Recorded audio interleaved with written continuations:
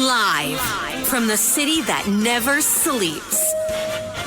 17 miles from Madison Square Garden, New York City. It's America at Night with Rich Valdés, America's favorite late-night talk program, featuring interesting guests from around the world and calls from across America.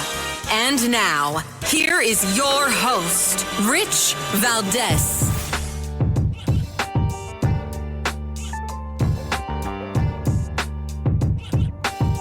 Hi there, good evening, and what's up, America? I am Rich Valdés, Valdés with an S, at Rich Valdés on all of the social media. Happy Monday to you. Welcome to the program. We are live in National tonight, so if you want to give me a call, here's the number, 833-482-5337, 833-4-Valdés. And so many things to discuss. I'm going to start with President Trump in Japan. Moments ago, they started their formal ceremonies with them seemingly showering President Trump with praise, agreeing to plant and ship then plant cherry blossom tree. I can talk. I promise I can. Cherry blossom trees to the United States, as well as supplying the United States 250th birthday celebration with Japanese fireworks. So we can look forward to that. That meeting, again, underway, and as things continue there, we might be able to tap in live to President Trump live right now in Japan. I also want to talk about something that happened just yesterday, and I'm going to bring you back to a time where President Trump's pollster, John McLaughlin, was on our program, and he said Zoran Mamdani will be softened once his unfavorables get to 50%, and if they hit 60%, he'll lose. And both campaigns, the Sliwa campaign and the Cuomo campaign, have been hitting Zoran Mamdani, as have a lot in the press. The New York Post is, going haywire on the guy. And, and again, not a bad thing, right? This is just reporting the truth in many ways, because so much of what he's saying is just really kind of crazy and egregious. And the latest of which is this apology type of thing, or this unapology thing, however you want to put it.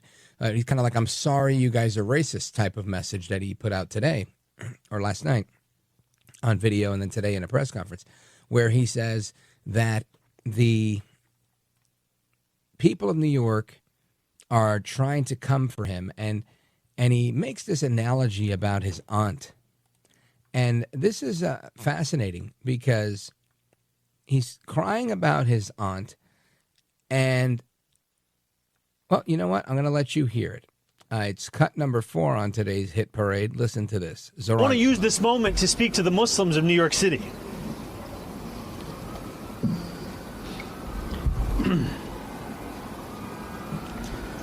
I want to speak to the memory of my aunt.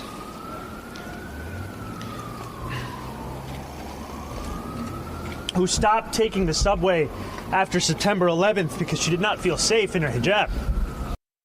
Now, she didn't feel safe wearing a hijab. Now, that may or may not be true, but the bigger issue here is he invokes 9/11, which is a very big deal and a sore topic for many New Yorkers who were there, because so many people lost people that they loved, either direct family members, colleagues, people that they knew. I mean, it was a lot of death. And it touched so many people.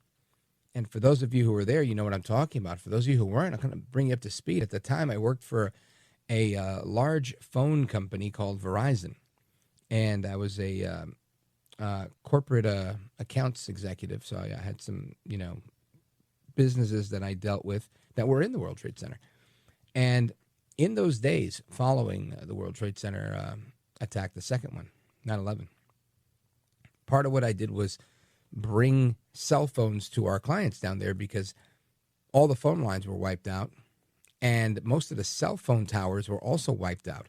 But our company had provided something called a CAL, a cell on wheels, these portable cell sites, so that first responders and everybody else that was down there would have cell phones they could use.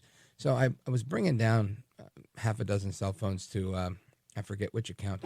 And again, and these people are on the street. They're working out of trailers, out of vans, because there was nowhere to physically work out of. This is 2 days after the attack. And as soon as the doors opened, and I think I took the E-train to the World Trade stop. And as soon as the subway doors opened, if you've ever been to a hair salon where it smells like burnt hair, the smell of burnt flesh is 100 times worse. And as soon as those subway doors opened, it hit me like a ton of bricks in my face, this smell that I'll never forget. I was like, wow. It was brutal, and it was unmistakable that it was burnt flesh, like if you ever burnt yourself and smelt it a little bit, but intensified.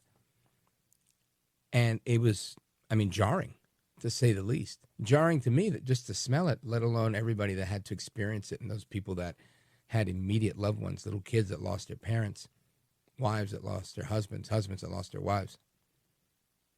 Just brutal. And Zoran Mamdani invokes this memory of 9/11 to talk about how unfair things are for him and for Muslims in New York.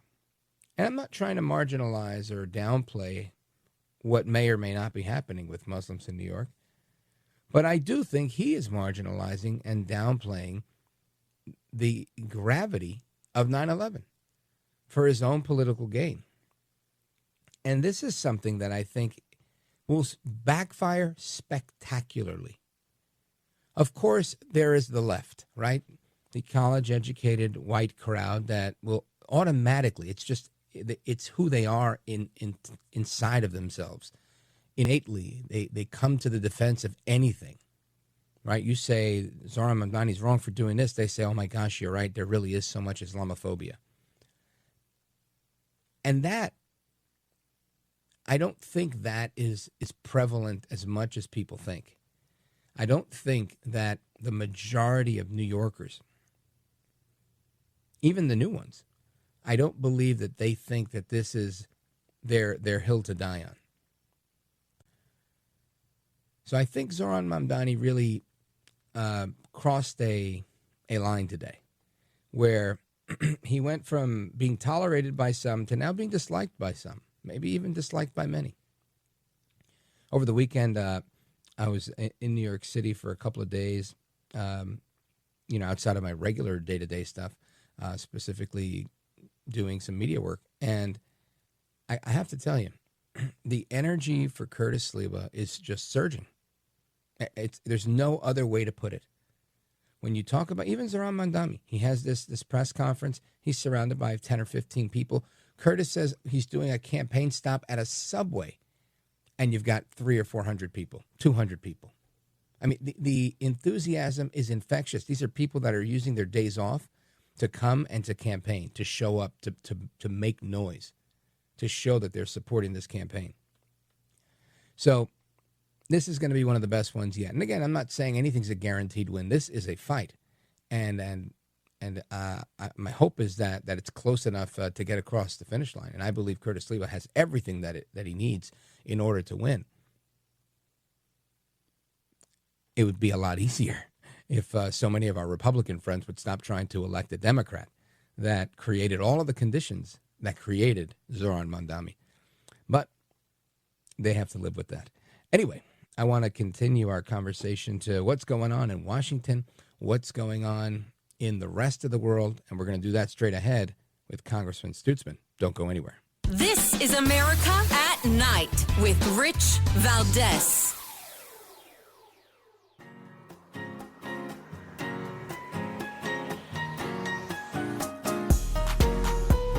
Well, thank you, Rich, and thank you for everything. I know you very well, and I listen, but I have a lot of people that listen, and they love your show, and I appreciate it very much. America at Night with Rich Valdés.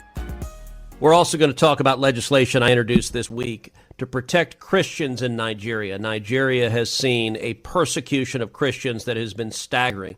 Just this week, over 60 people were murdered by jihadists, by radical Islamists in northeastern Nigeria.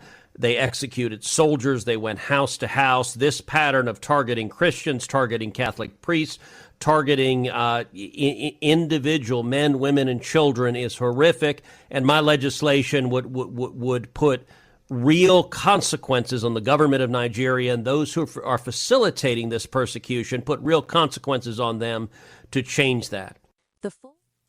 That is Senator Ted Cruz talking about his legislation in the Senate, and there's a companion bill in the House that we're going to talk about right now, because this was brought about by Representative Marlin Stutzman. I mispronounced his name earlier. Forgive me. Republican from Indiana's 3rd District. And he's with us right now to talk about the Nigeria Religious Freedom Accountability Act of 2025.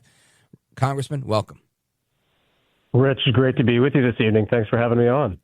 You bet. Thank you for staying up late with us. And this is great. I'm glad that there are people in Congress, taking this on. And, for some people, they think this is ceremonial because it's happening in Nigeria. But for me, I think things oftentimes you've got to make noise in order to get attention in certain places. Yeah. And the United States government has a role in, obviously, in creating world peace. We see that on a daily basis coming out of the White House. And this is something that's no different. And I know Trump 1.0 administration took some action to label this the special Department of State designation. And I'm just wondering if you could walk us through your legislation and tell us how it goes a little bit further this time.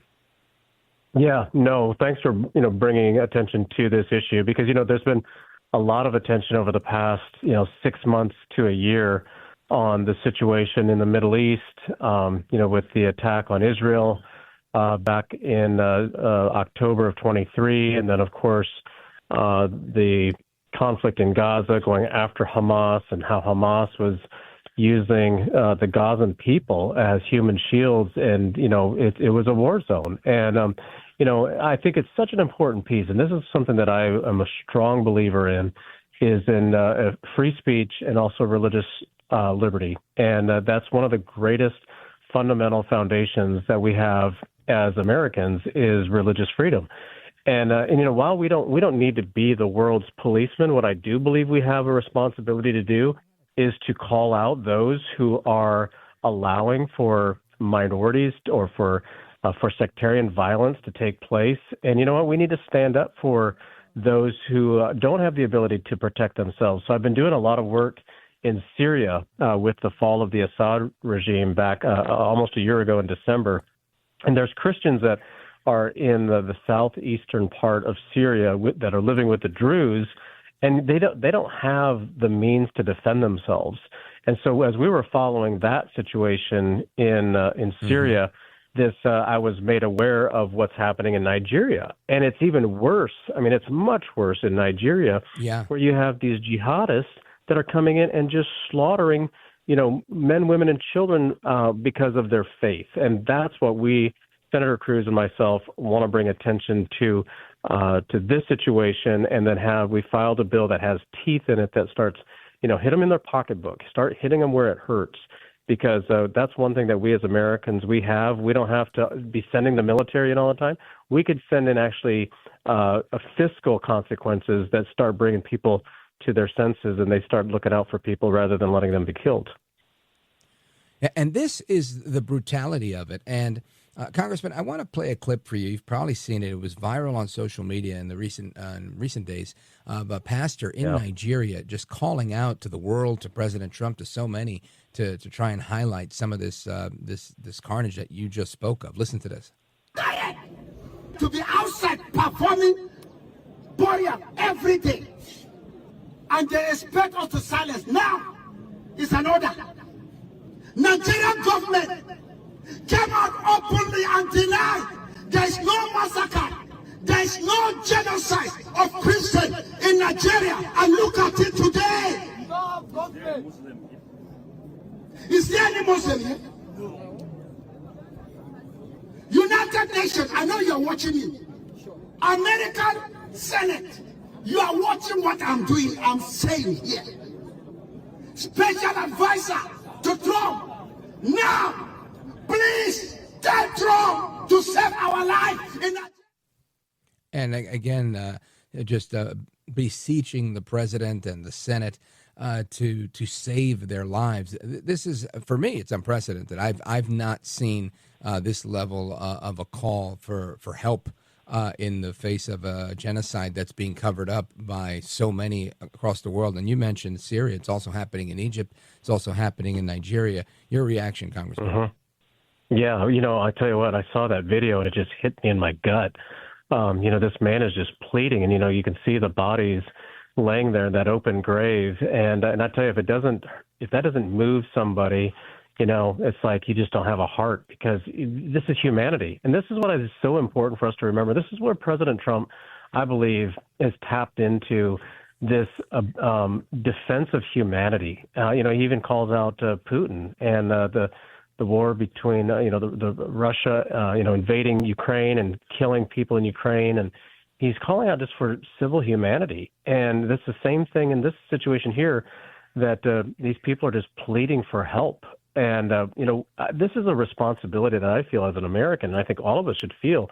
And again, we have this America First agenda that President Trump has been talking about.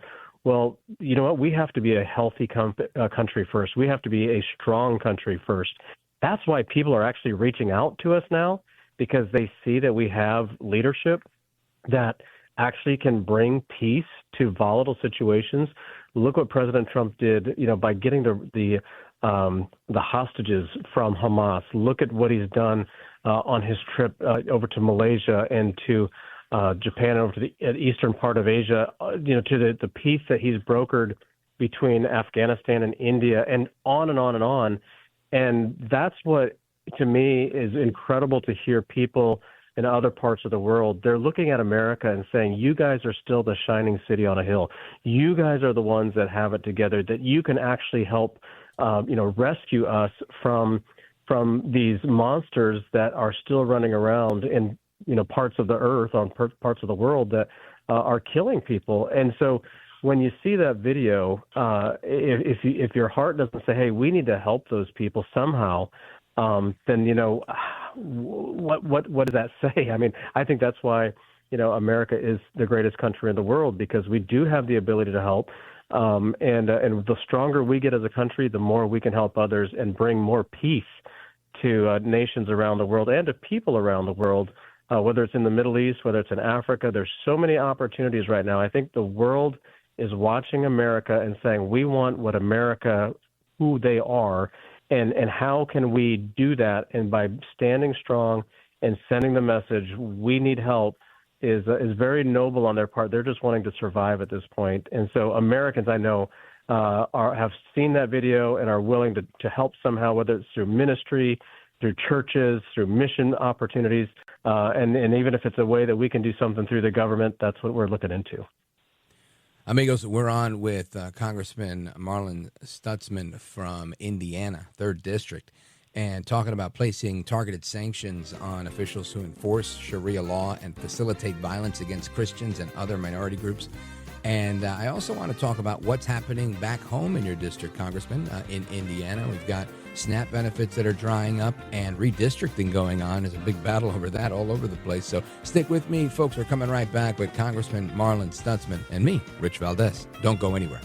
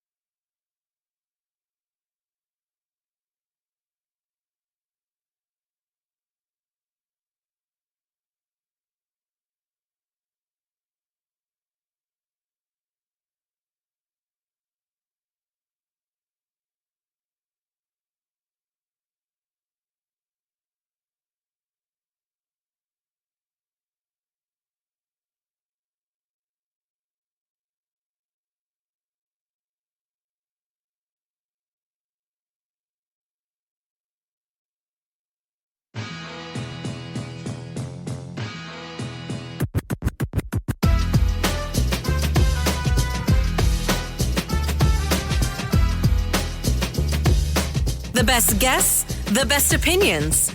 This is America at Night with Rich Valdés. Roughly 42 million Americans are at risk of losing their food stamps if the government shutdown continues. As the shutdown is nearing the 3-week mark, the Agriculture Department says the SNAP program, aka food stamps, will run out of money come November, which is in 2 weeks, if the government shutdown continues. The administration has already shifted about $300 million from its tariff revenue to keep WIC, which helps moms and kids running for now, but they say there isn't enough left to cover SNAP benefits for next month. Federal officials have already told states to hold off on sending out November SNAP payments until further notice, meaning families won't know when or if their next round of benefits will arrive.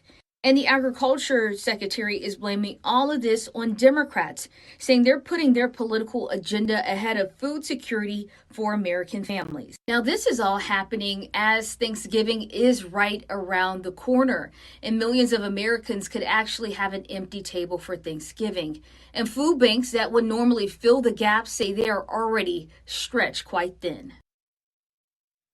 That's a report from NBC 11, and I want to get into this with our guest, Representative Marlin Stutzman from Indiana's 3rd District. Congressman, you heard that, and look, I'll be the first one to tell you, I've been very flip. I know you're not, but I have been very flippant with my comments on the shutdown because I say, I don't use the government. What do I need it for? But, as it's getting longer and longer, the stakes become higher and higher, and the reality is, yes, should this thing get into November, now there's going to be a lot of political fallout. And these are real people, real children, real families, real hunger. And this is something I don't think the Democrats want on their shoulders. Your thoughts? No, I think you're right, Rich. And, I would just, looking at the comments that Congresswoman Catherine Clark made from Massachusetts, when she's talking about the leverage that they have right now and that people are going to have to suffer basically for the Democrats during this shutdown because this gives them leverage. Now, I don't know what her district looks like, but I'll just about bet that most districts, we all have SNAP recipients in our districts, but I'll bet in the larger cities, that's where the majority of them are. And they're going to be hurting their own people. These are Democrat voters that they are willing to say, sorry, you know what, we're going to run this program dry because we're making a point that we're going to defend illegals' health care benefits. This is where the Democrat Party is today. They are so out of touch, not only with mainstream America, but also even their own constituents who they're willing to say, you know what, you're going to have to go hungry without your SNAP benefits because we're going to continue to fight for these illegals over here who need health care benefits. It's just insane to me. And this could all end. This could end with Senator Schumer saying, you know what, give 3 more Democrat senators the chance to vote along with Fetterman and the other 2 senators who are voting with Republicans to get past the procedural vote so they could go to a final vote and pass the CR, which opens the government back up.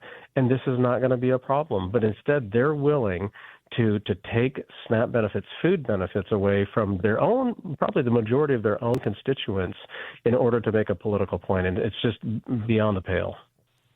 Now, Congressman, we've seen President Trump pull a rabbit out of a hat to sign an executive order and figure out a way to get members of the military paid, which was fantastic.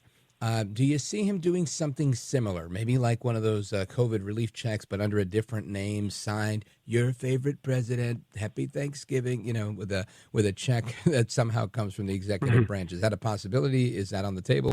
How do you think Republicans get around this? Well, if there's anything I know, we've got much better management over at Office of Management and Budget with Russ Vought and the entire Trump team.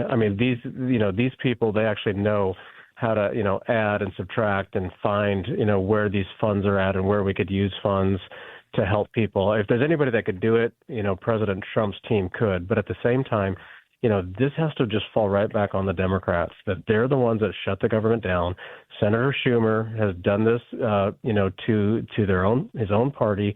They've walked themselves into this situation. He's more concerned about politics than he is about policy. And I've said this many times. Democrats are better at politics than what Republicans are. Republicans are better at the policy.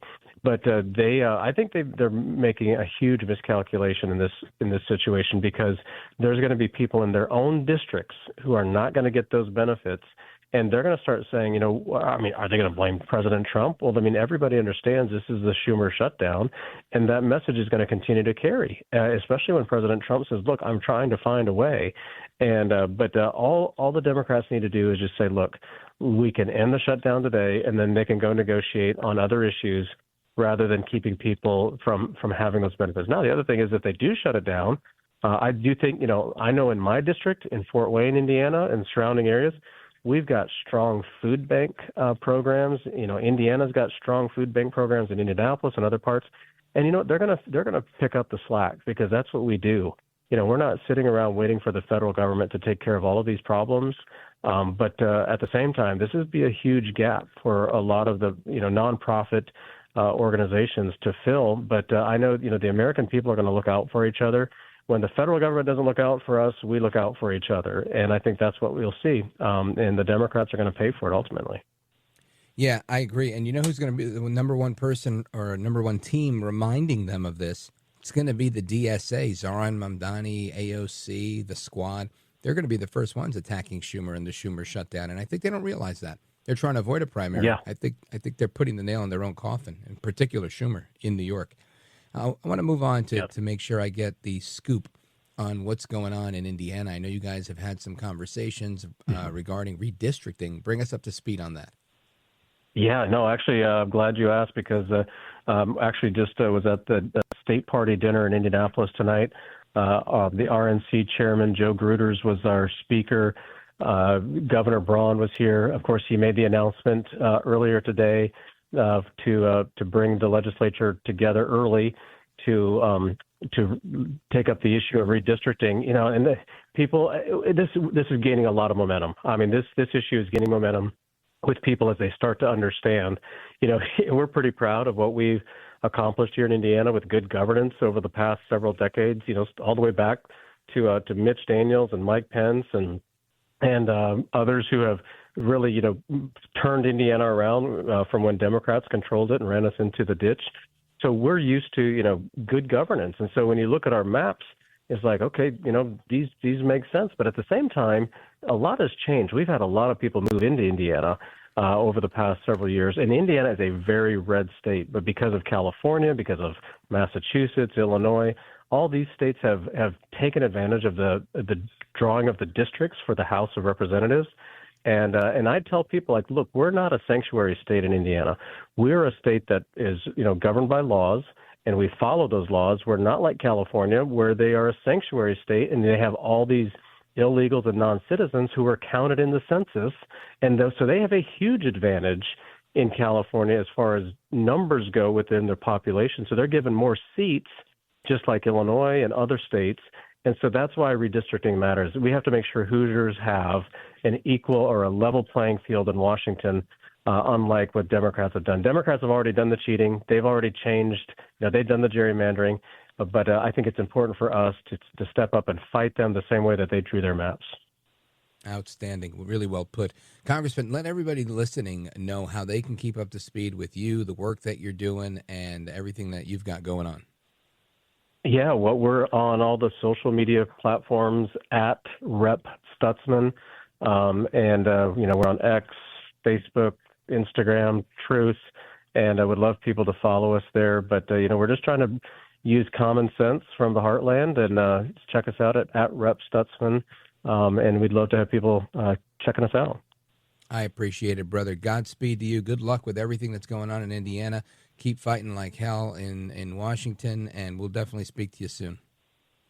Sounds good. You got it, Rich. Thank you. Godspeed. And amigos, we come back with your thoughts, your calls, your reactions, opinions, everything else. Open Phone America starts right now. This is America at Night with Rich Valdés. Call now, 833-4-VALDEZ. That's 833-482-5337. 833-4-VALDEZ. That's Valdés with an S.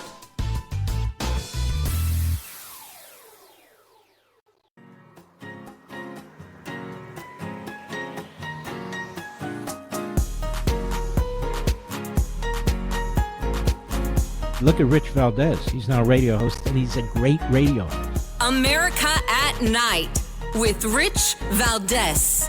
We are not the crazy ones, New York City. We are not the outlandish ones, New York City. They want us to think we are crazy. We are sane. To demand an affordable and decent housing, a decent wage, the right to health care, that we pay to care for our people instead of the flattening of Palestinians and oppressed people abroad is not a radical act. It is basic and core humanity. That is why the election of Zohran is as important as our cause today. Childcare, buses, rent, and our rights. Here in New York City, it is the jewel and the center of all that is possible in America. And on November 4th, we will prove that today. We will prove it to the world, and we will prove it to the nation. That is AOC, who I like to call all out crazy. Alexandria Ocasio-Cortez, my least favorite congresswoman from the Bronx and Queens. And she says they want you to think we're crazy. She's literally AOC all out crazy. Now, I don't think they want people to think they're the crazy ones. I think they speak and people think they're the crazy ones. But I am going to say something that might make her happy and might make others upset. I believe they're recruiting more people to their cause than we are to ours.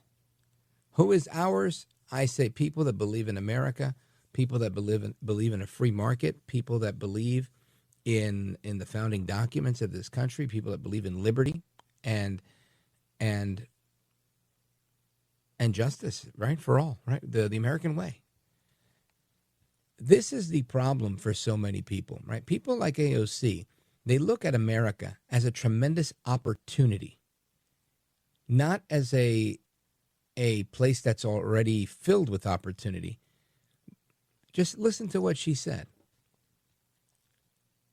Decent housing, decent wage, the right to health care, to demand an affordable and decent wage, not the flattening of Palestinians and oppressed people abroad.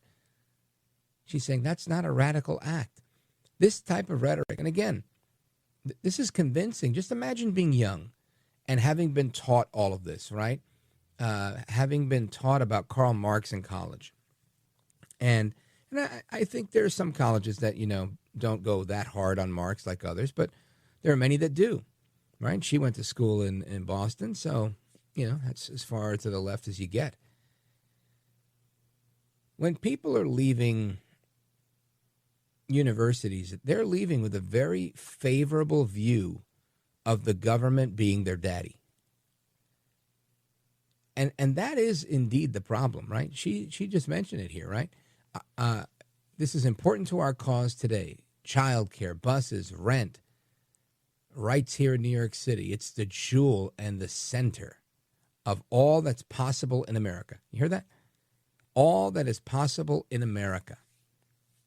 She's not talking about how America stands right now as an opportunity to offer people the best way out of poverty, that the free market system is what's created more wealth in global history than anything else. She doesn't talk about that. She doesn't care about liberty. She doesn't care about America. What she cares about here is the opportunity that America presents.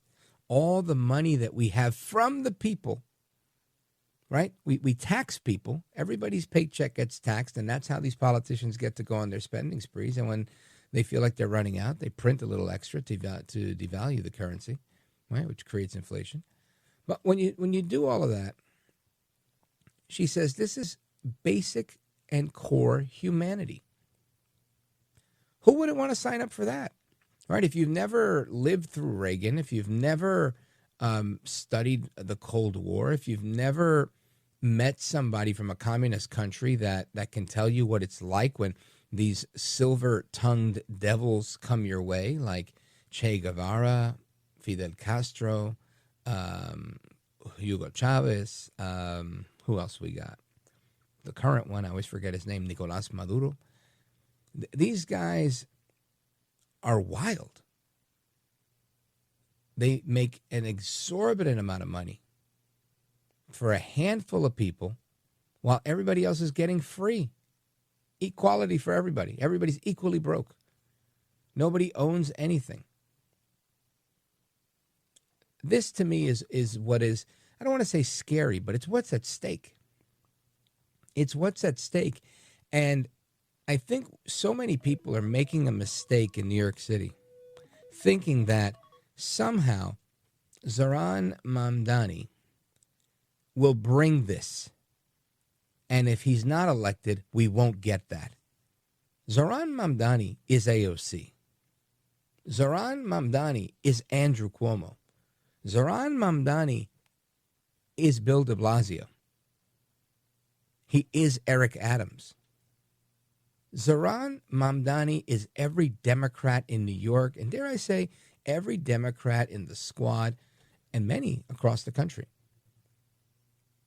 People are particularly afraid of him because of his upbringing, where he was born. But that threat is already here. We've already had the jihadist threat, right? New York City's been bombed twice by jihadists. That's not new, and that's not because of Zoran Mamdani. So this clamoring of voices that I hear saying, oh my gosh, we're going to become like Europe. Excuse me, friends, look around. New York City's already halfway to becoming Europe. This has nothing to do with Zoran Mamdani. In my opinion, I have eyes. I look around. Eric Adams was the one that was posting these videos, or the videos, and making comments about 400 or 500 men getting together, dropping to their knees and praying, blocking traffic during the Muslim call to prayer in New York City. That happened already. That's happening right now. So does Zoran Mamdani pose that threat? No. Eric Adams posed that threat. Andrew Cuomo poses that threat. AOC poses that threat.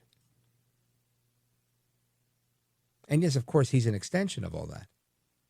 The only way to really stop that is to vote for a Republican, right? And we're not trying to stop people from praying. We're trying to stop people from being radical. And I don't mean Muslims. I mean Democrats. I'll be right back. This is America at Night with Rich Valdés.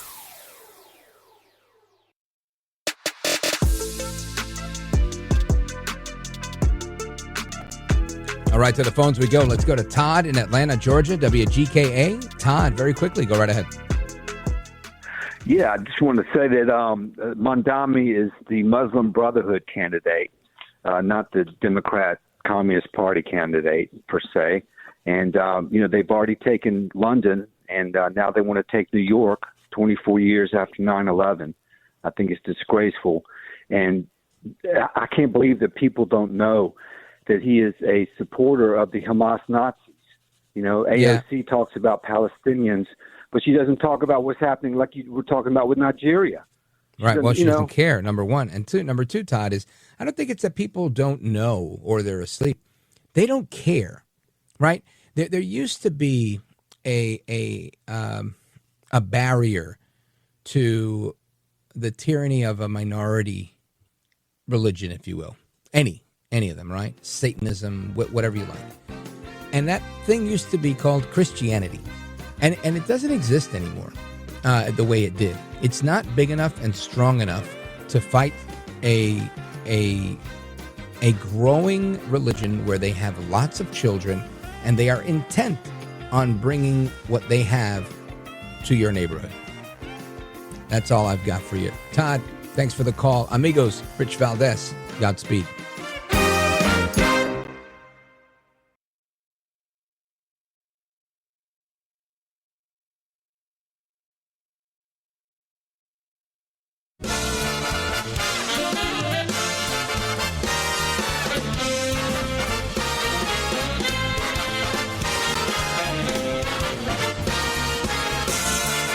Live from the city that never sleeps. 17 miles from Madison Square Garden, New York City. It's America at Night with Rich Valdés, America's favorite late night talk program, featuring interesting guests from around the world and calls from across America. And now, here is your host, Rich Valdés.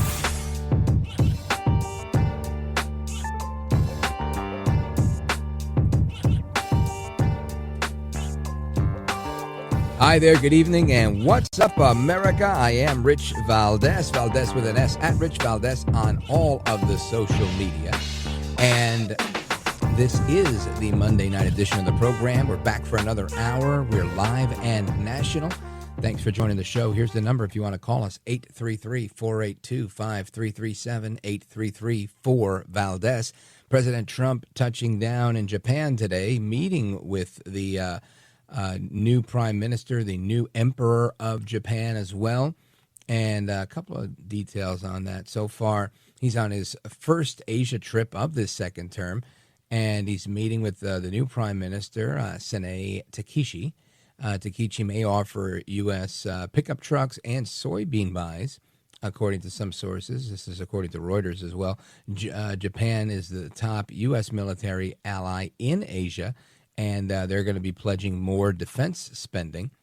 And that's just some of what's going on. They've also, in the initial comments that I heard just about an hour ago, they also pledged to give us some cherry blossom trees to decorate Washington, D.C. for America's 250th birthday celebration, as well as supplying Japanese fireworks for that celebration as well.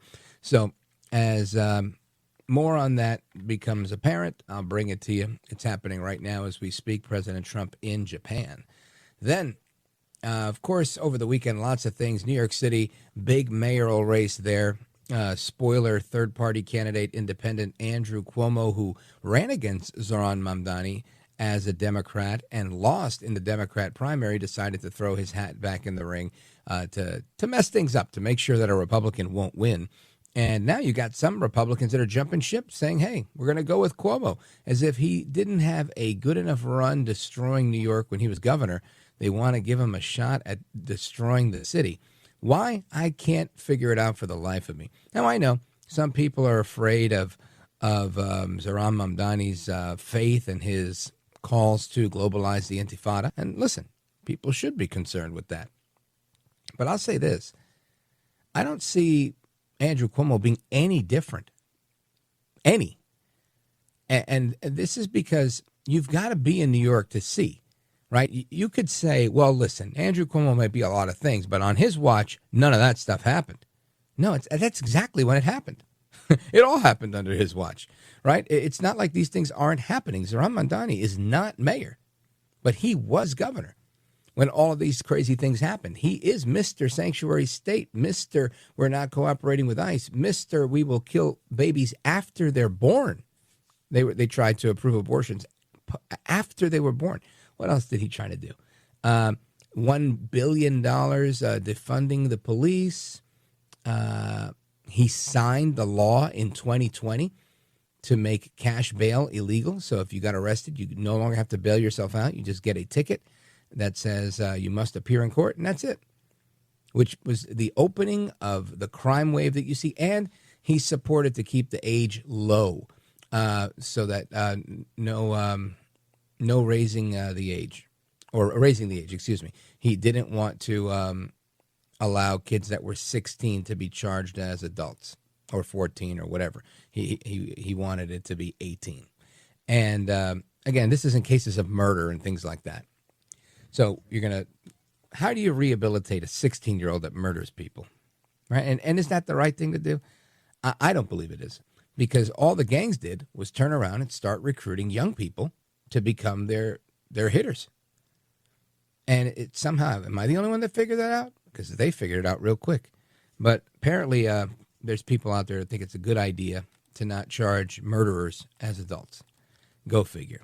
And if you think that Zohran Mamdani is the one that's ushering in all sorts of crazy things in New York. The threat to Western civilization, the end of Christianity, the rise of Islamist rule. I think you're wrong. I think he'll add fuel to the fire. But you know what happened just a few weeks ago, earlier this month, in Times Square? Well, there was about, 1,000 or 2,000 Muslim men. One of them is a YouTuber, and his name is Sohail. Listen to this. We're done hiding. We're done. We're done being tortured and hurt and judged. This is the correct religion. This is the religion that all of humanity needs to be upon, of Islam. And we will not stop until it enters every home. So I want you to repeat after me. I want to hear it in every single district. It should tremble. Brooklyn should hear it. The Bronx should hear it. Queens should hear it. Say it as if the Ummah depends on this, my brothers and sisters. La ilaha illallah.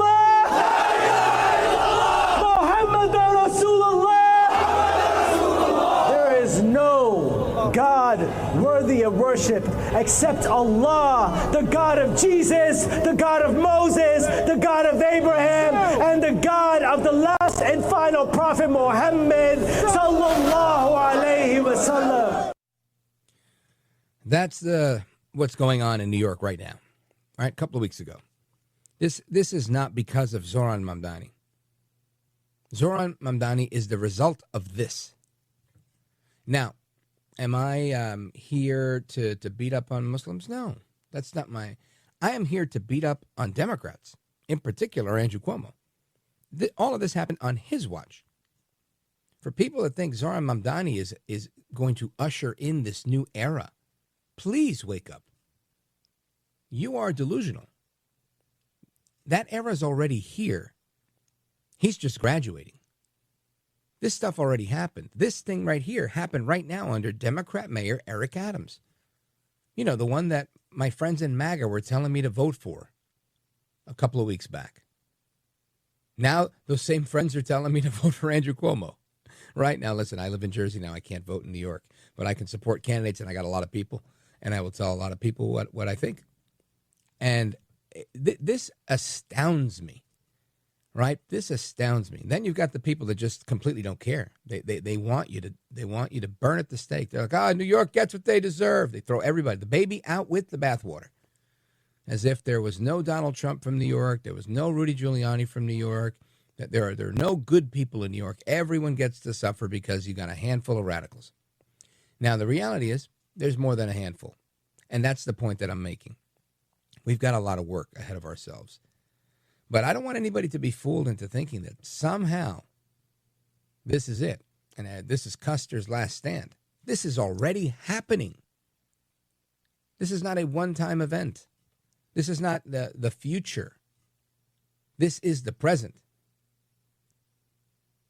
And for people that think, oh my goodness, well, then what do we do, Rich? You're painting such a gloom picture. Yeah, the guy with the red hat. Curtis Sliwa, the red beret. He's the guy.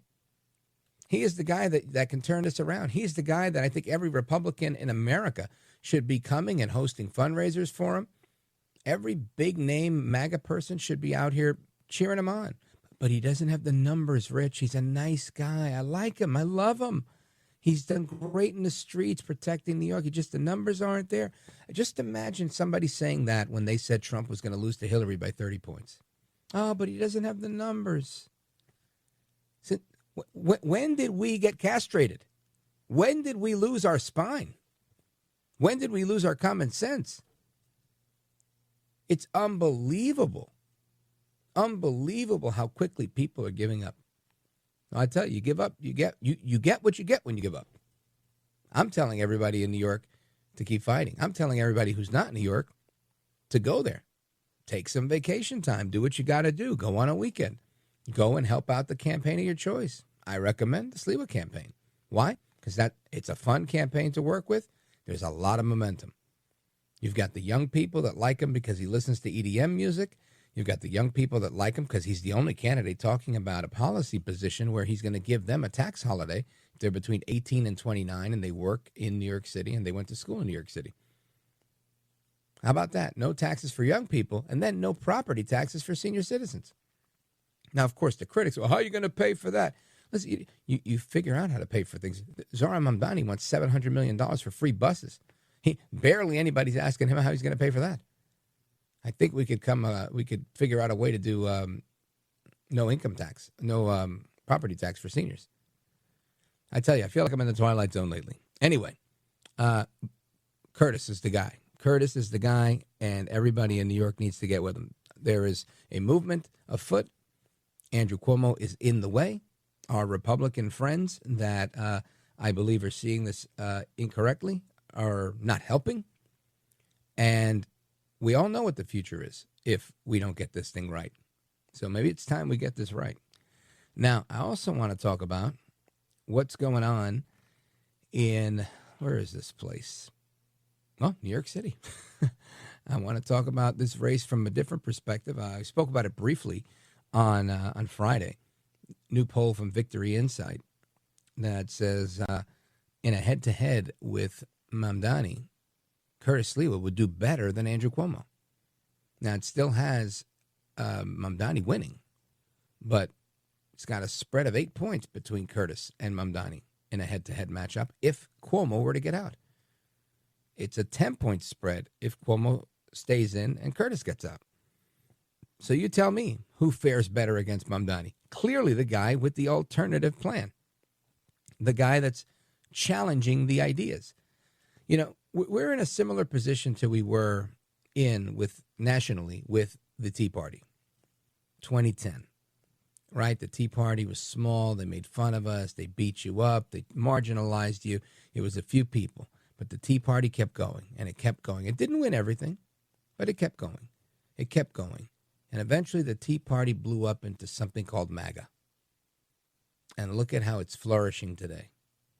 Now, this is not to minimize the efforts and the marketing genius of El Trompito Donaldus Magnus, the 45th and 47th president of these United States.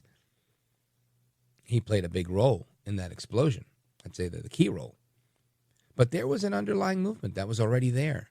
Constitutional conservatives that were pushing and pushing and pushing, and they believed in principle. They believed in America. They believed in doing what was right. And right now, people need to believe in New York. They need to lean on principle, and they need to believe in doing what's right. I'll be right back. This is America at Night with Rich Valdés.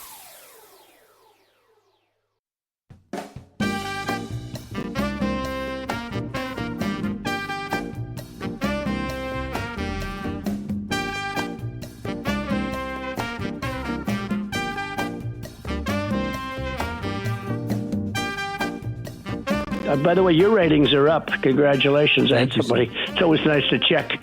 I like to see, even if they're friends, I like to see how are they doing. Are people listening, right? That's but right. You're doing great. America at Night with Rich Valdés. I have a mission. I have a get out the vote effort. I'm going to win this election by November 4th. I am the designated Republican candidate. There was a time that challenged me months ago. Nobody stepped forward. So the election is on. And by the way, since when do we allow billionaires, influencers, and insiders choose who's going to win in elections? I thought when I was growing up, one person, one vote. The people were going to choose the mayor. Why are we afraid of the people choosing? I'm not. I say put it in the hands of the people. All three candidates should go out there, do their best to get their vote to the ballot box, and on November 4th, we will know who the next mayor is. Curtis Sliwa saying, let's do it fair and square. A lot of people don't agree in fair and square. They want to rig this thing. And sadly, some of them are my Republican friends, which is shocking and alarming. And, of course, their argument is it's more shocking and alarming that we're going to have somebody that is linked to the World Trade Center unindicted co-conspirator that might win if we don't throw Curtis and liberty and everything else we stand for under the bus. Really? Okay. Well, I want to get to the bottom of this with our guest. His name, Professor Nick Giordano, Professor of Political Science at Suffolk County Community College. He's host of the P.A.S. Report podcast, and he's been with us many times before. He's back with us tonight. Let's talk about this, a new poll from Victory Insights that has Curtis Sliwa doing way better than Andrew Cuomo, at least by a couple of points, in a head-to-head matchup than Andrew Cuomo. Nick Giordano. Rich, always a pleasure to join you, and I find this fascinating because you have three candidates. One who is a communist and an anti-Semite. The other is a disgraced former governor who ruled like a little Mussolini wannabe during the coronavirus and tried to cover up nursing home deaths. And then you have Curtis Sliwa, who is a street guy. He understands the city of New York. He is New York City, and he understands quality of life. He understands law and order.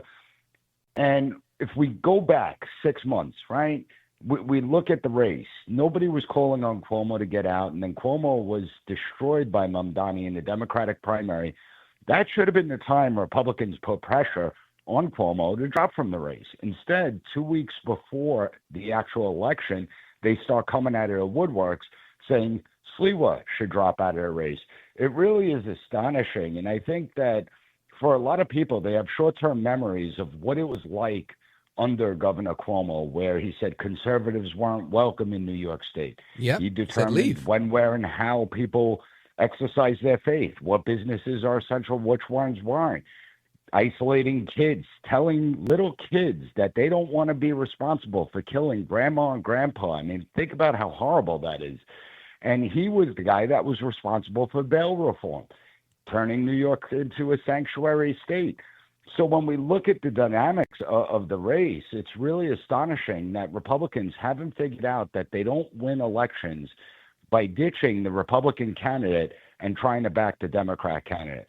And if we look at the Democratic Party as a whole, the party seems lost. It's dead. It's now the Democratic Socialists of America Party.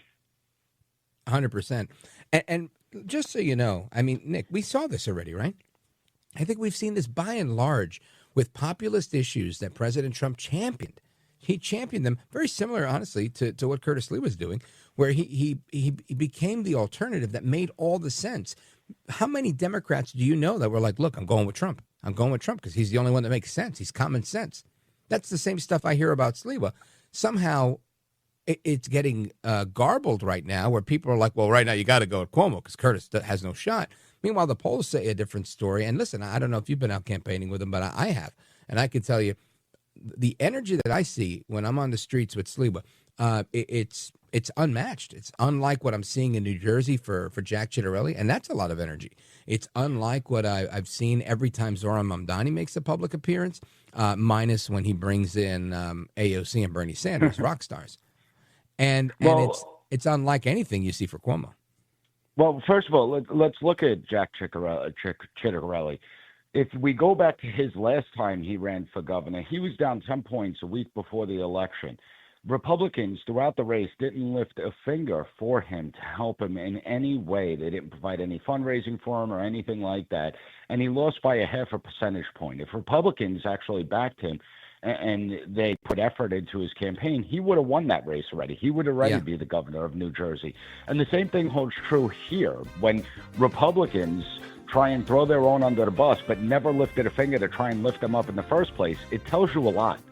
It sure does. Nick, keep it locked right there. We're coming right back to you. Folks, Professor Nick Giordano, Professor of Political Science at Suffolk County Community College, host of the P.A.S. Report, and me, Rich Valdés, coming right back. Don't go anywhere.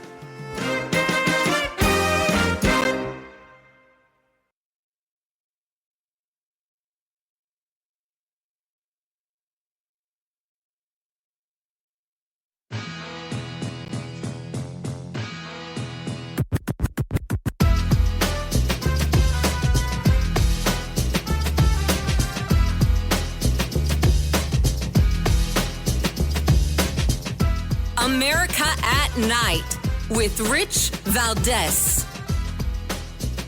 All right, amigos, welcome back. It's Rich Valdés. We're live and national, 833-482-5337, 833-4Valdés. And we're going to be getting to your calls momentarily. But I want to continue our conversation with Professor Nick Giordano, Professor of Political Science at Suffolk Community College, host of the P.A.S. Report podcast.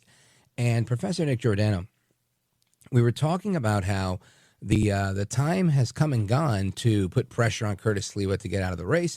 The time has come and gone to actually help Curtis Sliwa win as the Republican. Now, it's interesting, and I'm just going to bring this up for context. In 2021, Curtis Sliwa ran for mayor, and there was 4 people that ran against him. I think he was the 5th candidate, and he beat them all. And he won the primary, and then he went on to run in the general and got close to 30% of the vote against Eric Adams.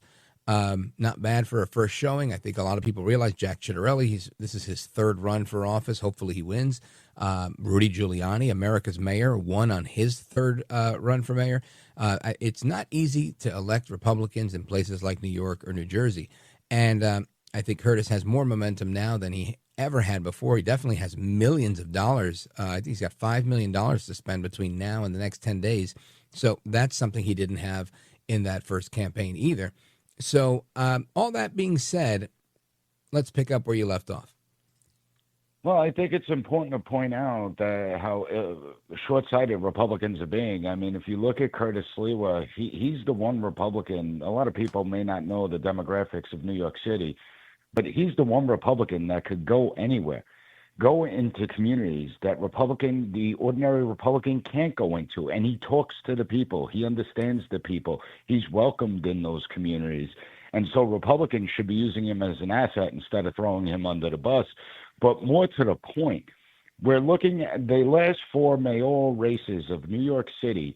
The voter turnout was between 23 and 26%.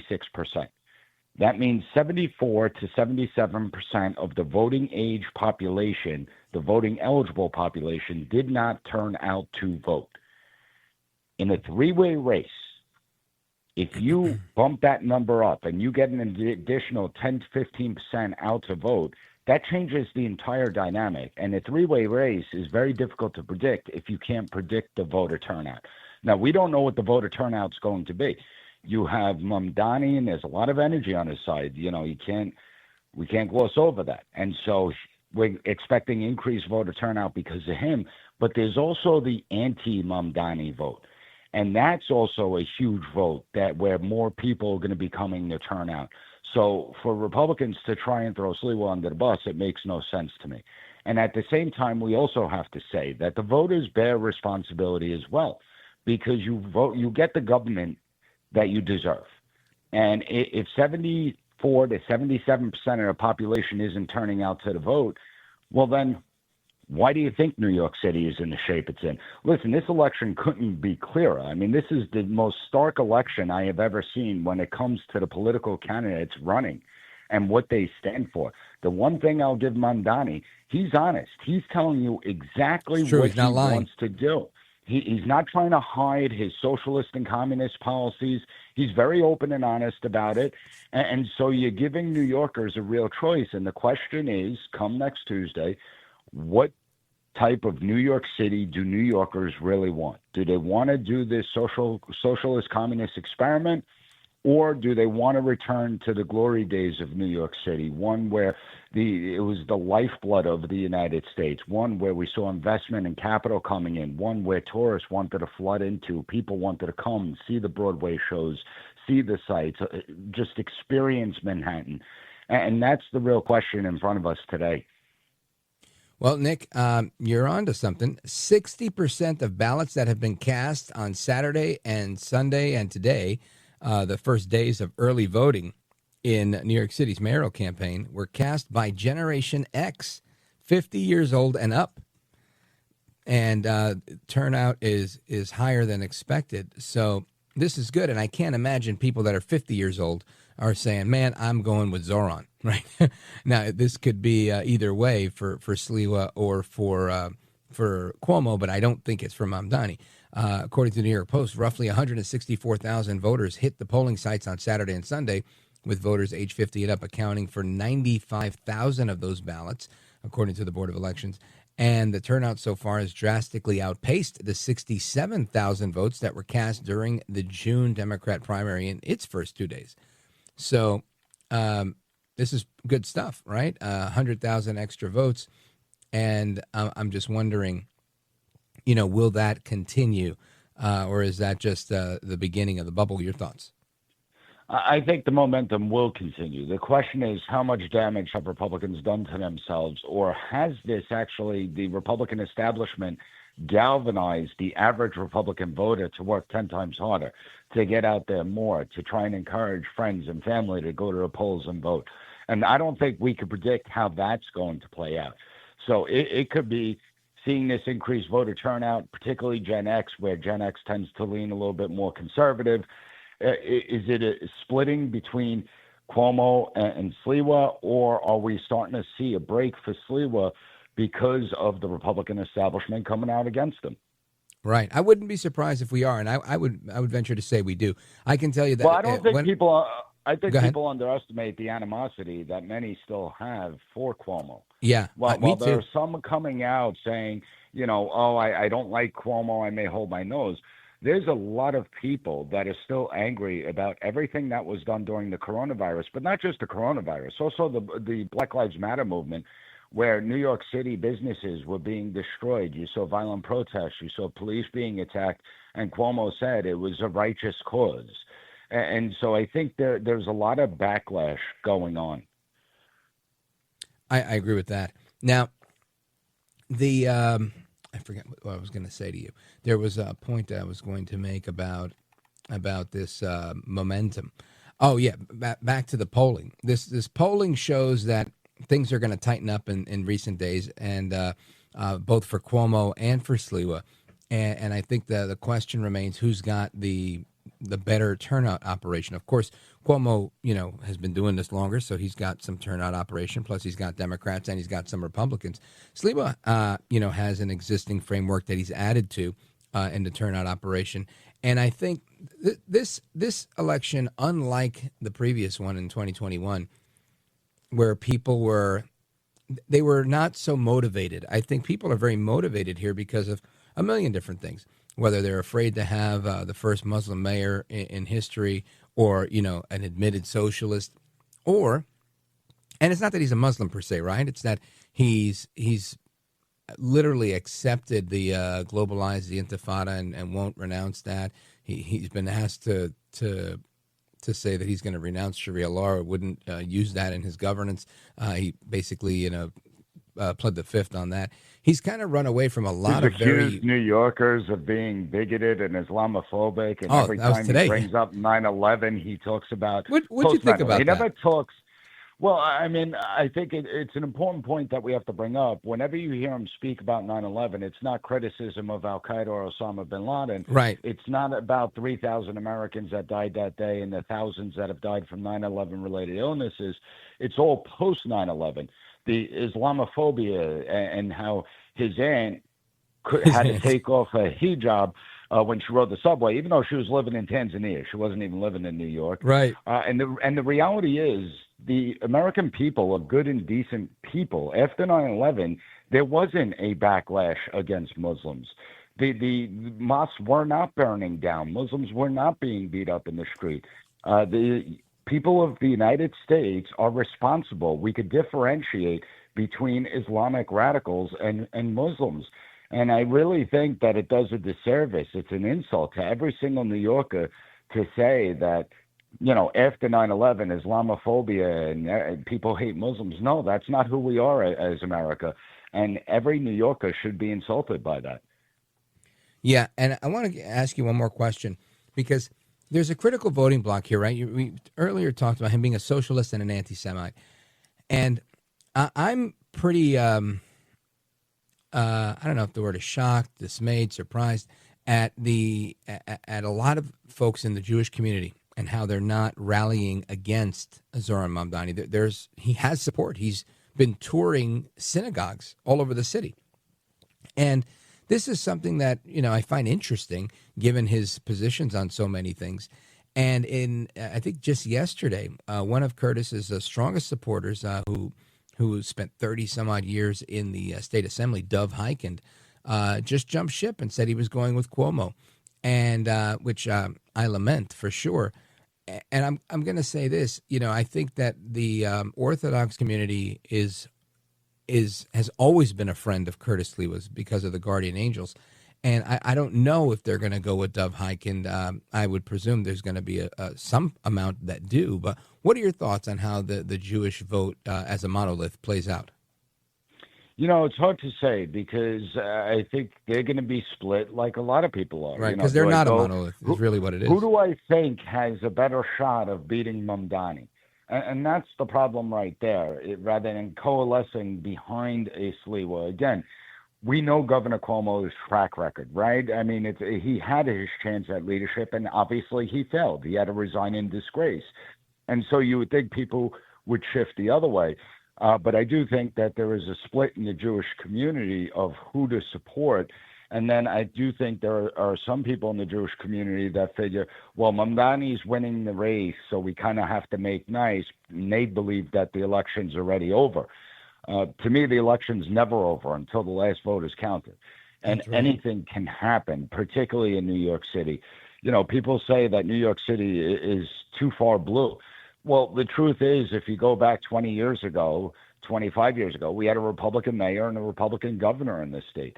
And you have to be in these communities in order to win them over. You can't surrender the communities to the Democrats, especially as the Democrat Party morphs into this Democratic Socialist of America party.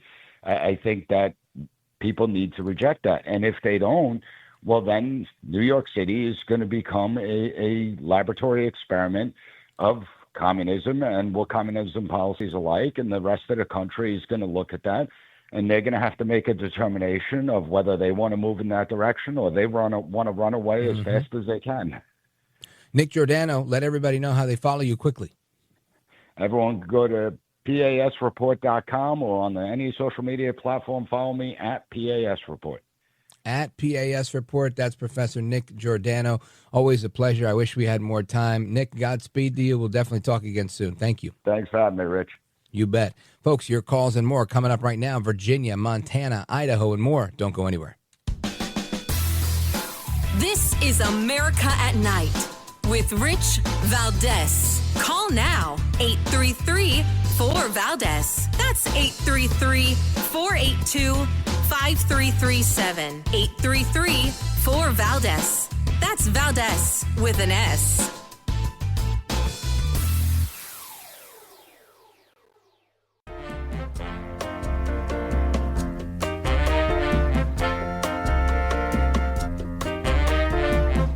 Thanks for what you do. You have so many people. You ask the questions that if the viewer had a microphone, they would ask that question, and you seem to always ask it right at the right time. So God bless you, my friend. America at Night with Rich Valdés. You don't get involved because it's the American Facebook.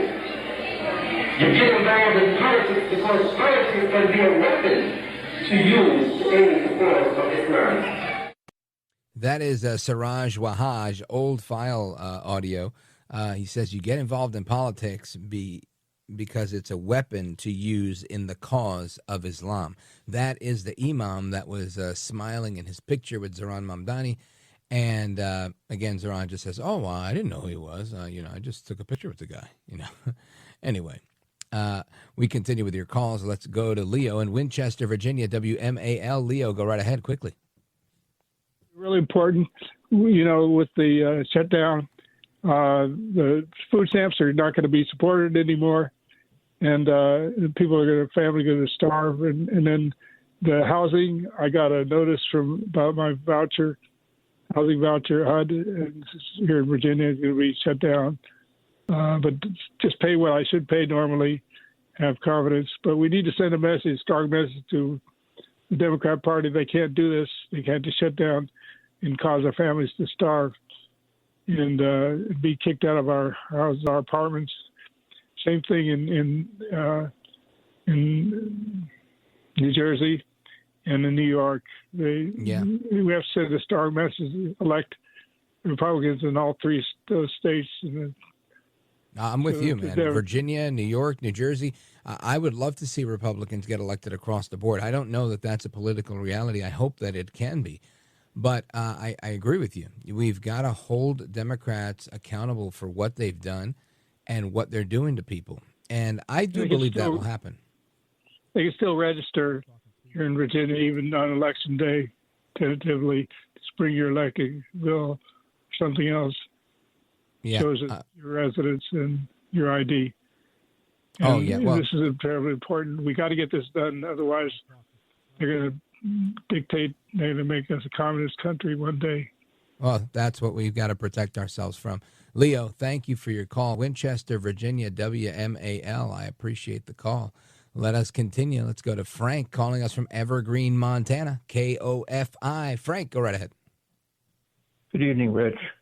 Yeah, earlier you were talking about working for Verizon disasters with a system called cows. Now, what if one of these cows just had an itch and had to go scratch on a fence, and that fence was electric? Couldn't that just either turn them into an electric bull, and you'd have to hang on with a tight saddle, or would it fry out all these cell towers? It's a mechanical bull is what it is. It's a mechanical bull. Frank, I love your humor. Okay. I appreciate it.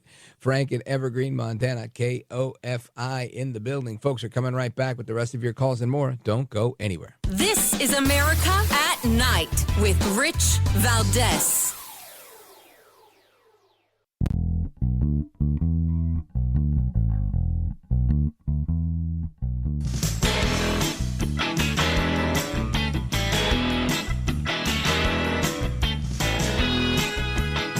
I'm so glad to be on your show, Rich. It's just an amazing broadcast that I hope the rest of America listens to every day. America at Night with Rich Valdés. He's done everything that people thought that he would never do. I actually have come to the conclusion that he is most definitely going to try to remain in power, because remember that East Wing, it's going to take a long time to build that. He is hooking up the White House because he doesn't plan on leaving it. That is Sonny Hostin on The View. You know, what I find funny is that they said the same thing when he was in office before. And guess what? On his last day in office, he jumped on Marine One, flew to Mar-a-Lago, and went to go live a peaceful life until they started coming after him for every crime imaginable and raiding his house. Now, Sonny Hostin says, no. He's planning on staying. No, what he's planning on doing is leaving a legacy, right? He's already done the things that people thought he would never do. Like what? Bringing about world peace in 8 different conflicts, working on a 9th, building this ballroom at no taxpayer expense. I mean, you tell me which one of those things that people thought couldn't be done. Unbelievable. Anyway, let's go to your calls. My man, Pablo, calling us from Boise, Idaho, streaming the show, KBFI. Go right ahead. Thanks for calling me, Rich. Yes, sir. I'm not really sure what the exact word is for that, but, he called it for the infantata. Yes. Mamdani. And he never disavowed calling it and didn't erase it, as it were. The only other word I would say that would come close to it would be ethnic cleansing, especially down in the Congo. Yeah. That's what it sounds like to me, and it's all about one faction of a religion taking out the other one, and that's what I would call ethnic. Yeah.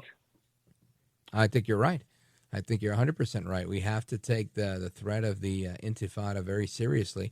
And when you have somebody who's just not willing to commit to a position on this, and just like, he won't renounce that. He won't. There's so many things that we don't know where he's at, which you have to assume he's in the most negative position you can be in, right? He's for it. He likely is going to be the most radical person to ever really run for mayor, let alone have a shot at winning. I still don't believe he has a shot at winning, but we're going to see. It's coming down to the wire. Paul, thanks for the call. Amigos, hasta la próxima. I'm coming right back. More to come straight ahead. Don't go anywhere. I'm Rich Valdés.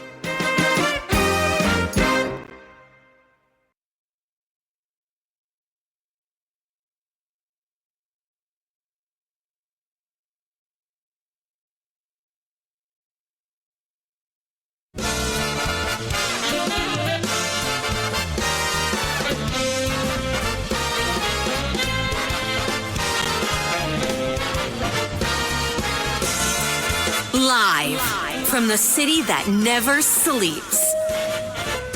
17 miles from Madison Square Garden, New York City. It's America at Night with Rich Valdés, America's favorite late night talk program, featuring interesting guests from around the world and calls from across America.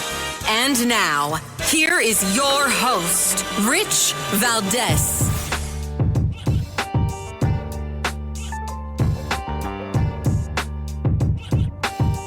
Hi there, good evening, and what's up, America? I am Rich Valdés, Valdés with an S, at Rich Valdés on all of the social media. Your liberty-loving Latino amigo, happy to be here with you this Monday evening. We're live and national. It is 7 minutes past the top of the hour, and so much is going on. 3 people found dead in the last 10 days at Disney.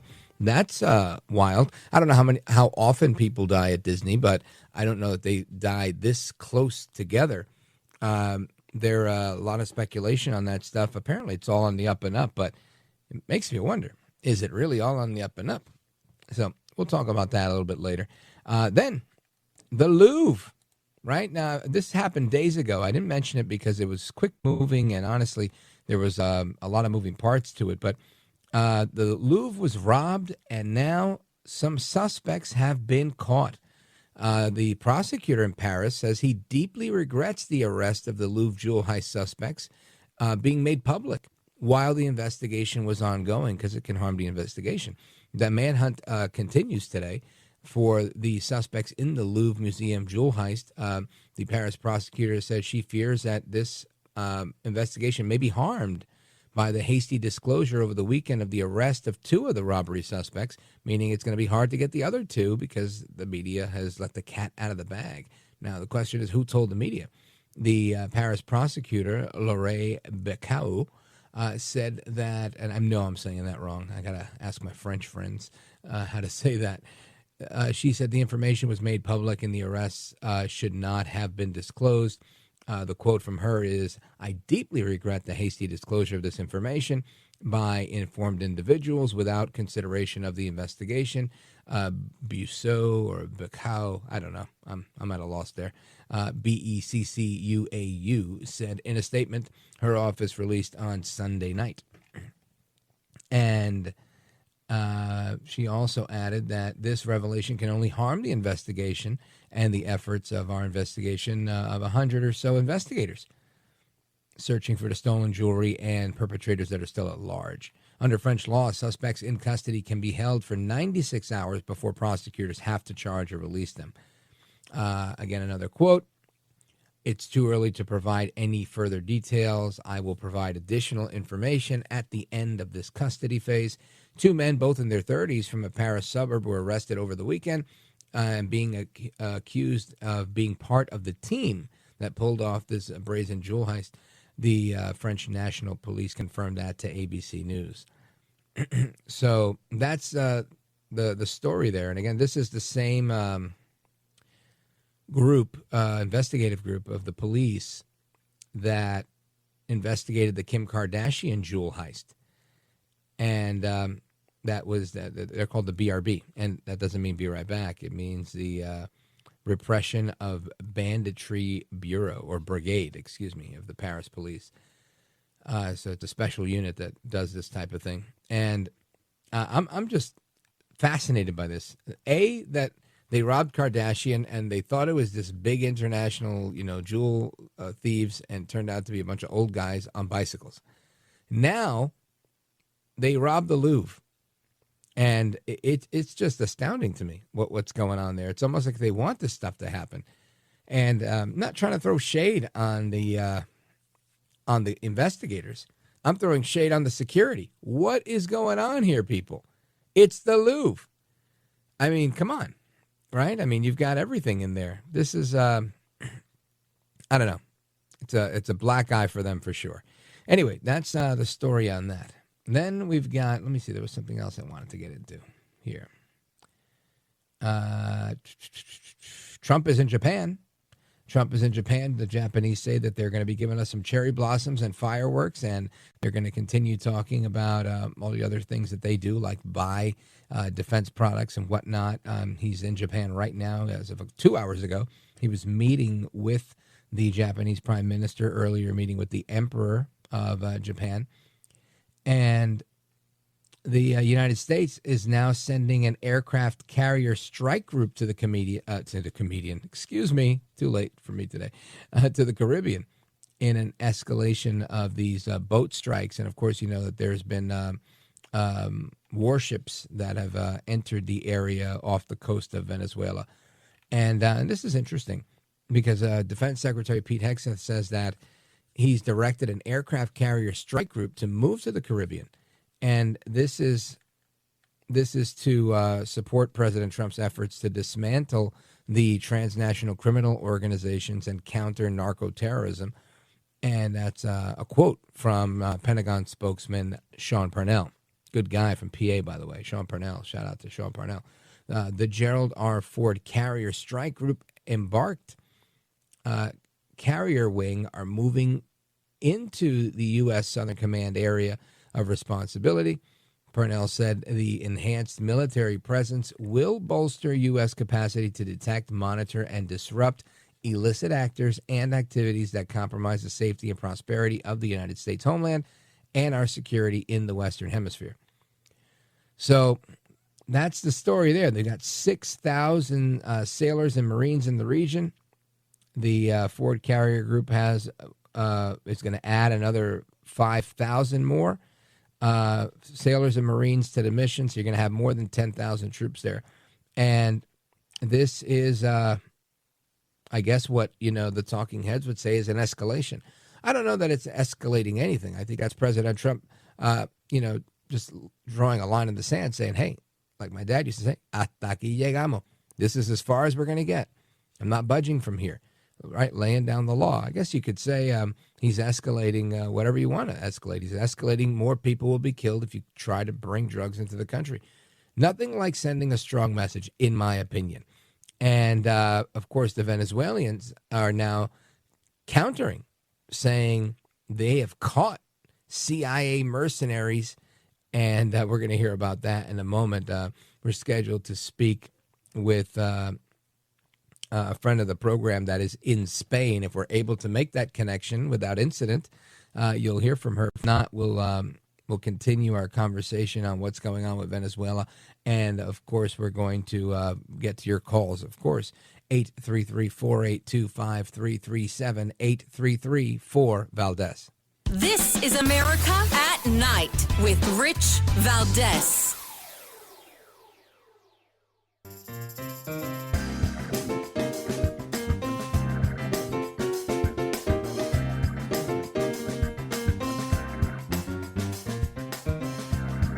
Big fan. Your impact is really big. Honored to be here. This is America at Night with Rich Valdés.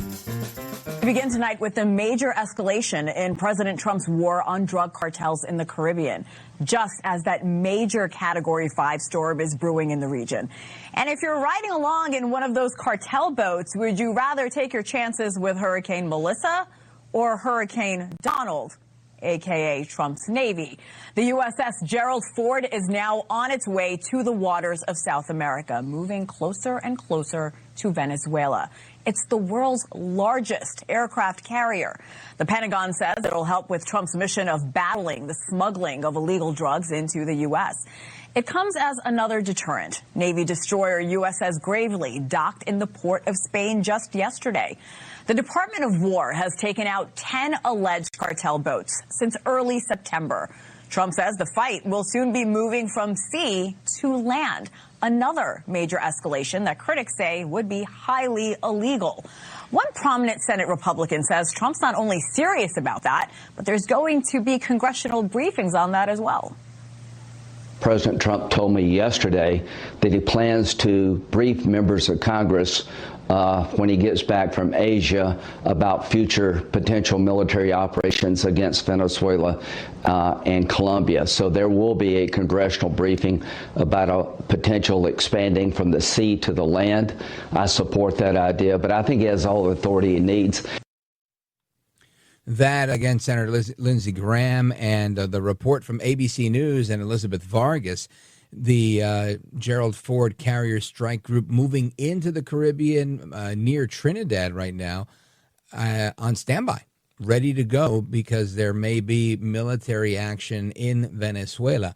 Now, Venezuela is countering with not only training the fat women that you saw in the video released by the Maduro regime, but also in a report today in Newsweek, just around lunchtime today, Venezuela says it has captured what they call mercenaries that were working with the CIA. So I want to get the scoop on all of this from our guest. Her name is Dr. Maria Herrera Mellado. She's an attorney and the chief legal and policy analyst at gatewayhispanic.com. Doctora, welcome back. Thank you so much, Rich. Always a pleasure to hear from you. So you've heard this report that the United States is moving an aircraft carrier, a whole strike group, a carrier strike group to the region. There's going to be around 10,000 U.S. troops in that region. What do you think is going on? Do you think this is President Trump saying, you know, as my dad used to tell me in Spanish, hasta aquí llegamos, or is this actually, you know, a military posturing that's going on?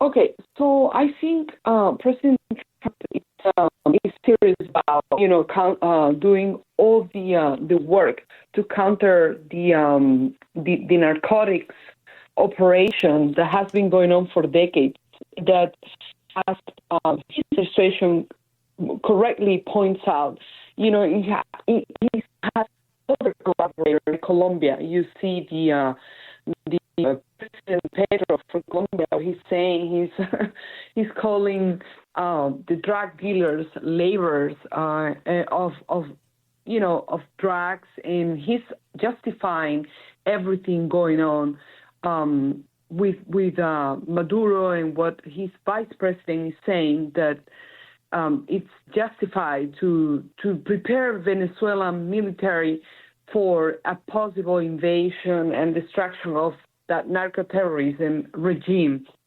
So it could be posture, but I think this administration is very serious, and there are like millions of Venezuelans and Colombians in exiles that are looking forward to help this administration, and that they really need and they really want to see this administration strike on Venezuela and Colombia and all the the aiders and abettors of these narco regimes.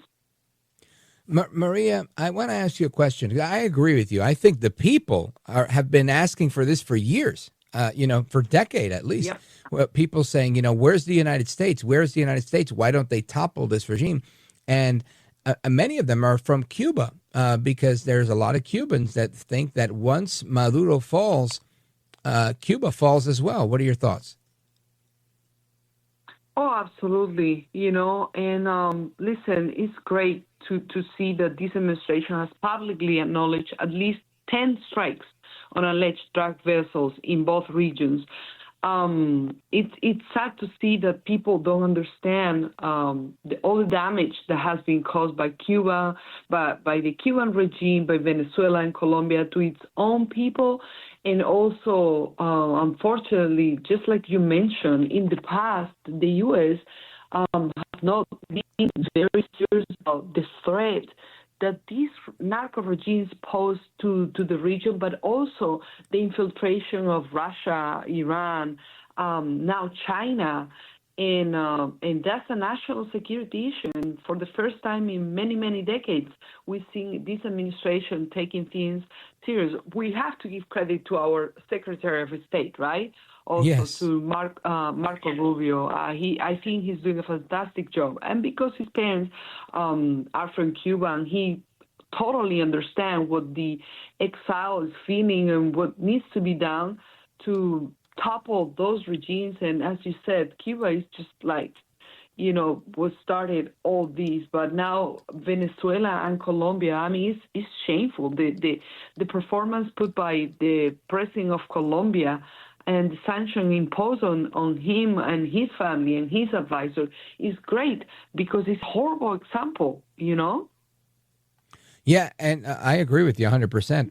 And I think there's some reports out there that say that it's Secretary Rubio that has been really spearheading and pushing this effort for regime change and to end this communist reign that you see in Venezuela. Have you heard similar? I believe, Rick, that this administration it's very clear about also finding allies in the region, and that's thanks again to the Secretary of State.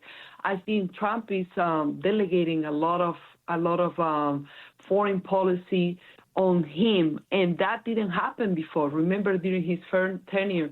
So I agree with what you're saying, but I think also for the first time in many decades, we have seen other countries that were initially working with Maduro and these narco regimes like Trinidad and Tobago to be open to work with this administration and end the narco regimes and the drug dealers because they're scared. They're scared that they're going to impose higher tariffs, and that's great because it's a national security region. The U.S. is finally understanding what's going on. And also Panama. We need to talk about Panama, Rick, because the position of Panama, the president of Panama was supposedly clear at the beginning when Trump called him out for letting the Chinese influence over the Panama Canal. But this past week again, he was like, we have to have a neutral position. Well, you shouldn't, because China is allied with all these narco regimes, and that's a national security issue for the entire hemisphere. Yeah, that's a really good point. So talk to me about, we can continue talking about the role that Panama plays. We have about a minute and a half here, and then we'll come back and have some more time. But I also want to figure out how this fits in with Gustavo Petro in Colombia, because Colombia also is taking a pretty aggressive posture against the Trump administration, against the United States. And how does all of this interrelate, in your opinion? I think it's very connected. For many years, international foreign governments have been pointing to Colombia as an ally to Venezuela and Cuba on drug trafficking issues. But the announcement by the U.S. Treasury's Office of Foreign Assets Control, freezing any American assets held by sanctioned individuals and blocks, I think is great because we all know that the cultivation of cocaine, of coca, has sourced since Petro took office in 2022. Actually, he's defending legalizing all kind of drugs. And even himself is like he's benefiting from this connection with narco-terrorist organization. So they're both of the same kind of,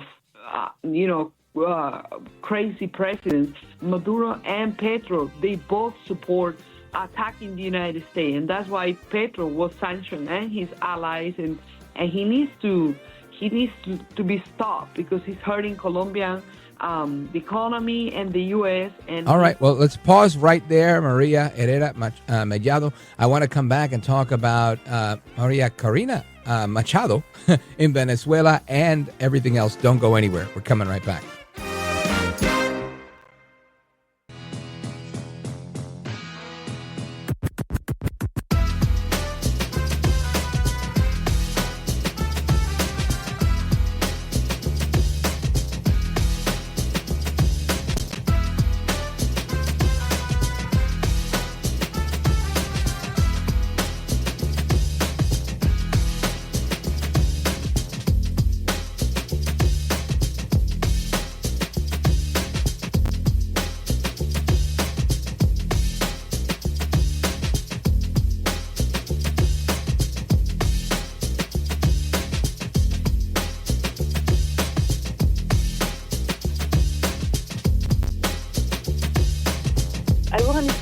you that I really appreciate what you're doing for people and their state of mind and their viewpoints on the airwaves every night. I really do appreciate it. America at Night with Rich Valdés.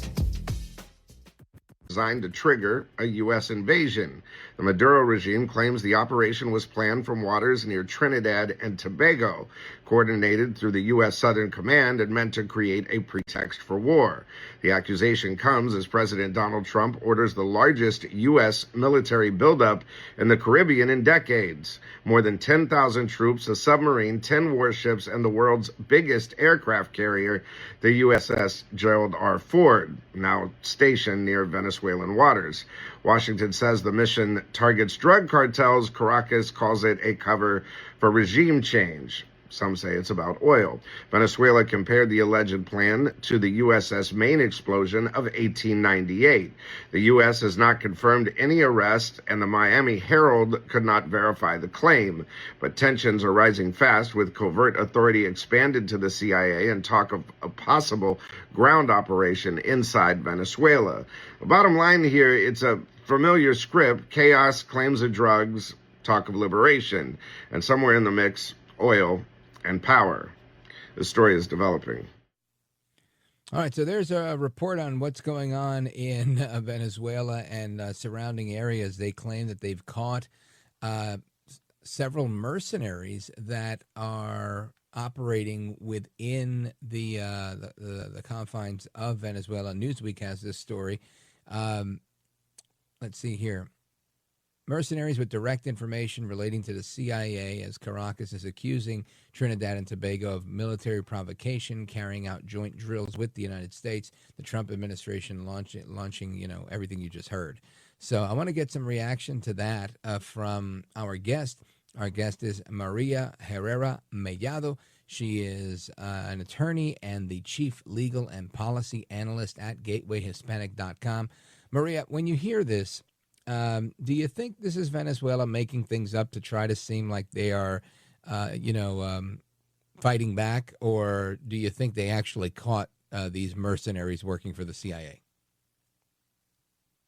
Yeah, it wouldn't surprise me if it's just another tactic. I'm sorry, say that again. Your phone cut in and out. I didn't hear anything. Say it again. Okay. Perfect. That it wouldn't surprise me if it's another strategy by Maduro, to divert attention. What is really happening is, the State Department, can you hear me? Yes. Okay. The State Department and CIA have not commented. And as you were mentioning, there cannot be independent verification of these arrests. Usually, this is in the past. Maduro's government has also framed the previous plot as, a pretext of supposedly U.S. invasion. And what we know for sure is that just like in 2020, I don't know if you remember with the failed Operation Gideon, he also accused U.S.-backed mercenaries of plotting an invasion. So the U.S.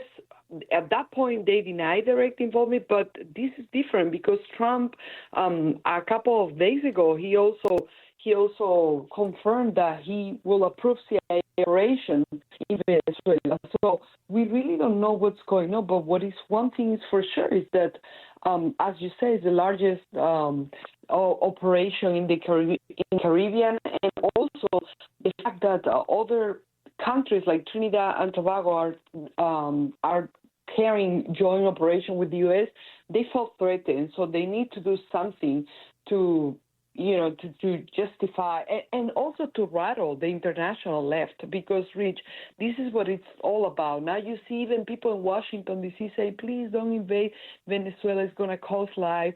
From Spain, from the far left countries, they're all saying the same thing because they just don't want to accept that there is a major drug dealing operation led by narco regimes and head by presidents like Petro in Colombia and Maduro in Venezuela, and of course their allies in Nicaragua and Cuba. Yeah, so let's talk about that, because if this is some are saying it's about oil. Others are saying it's about regime change, but it could really be all of the above, right? Venezuela was obviously one of the richest places in South America for a long time because of their oil resources, and that has quickly dissipated because of communism.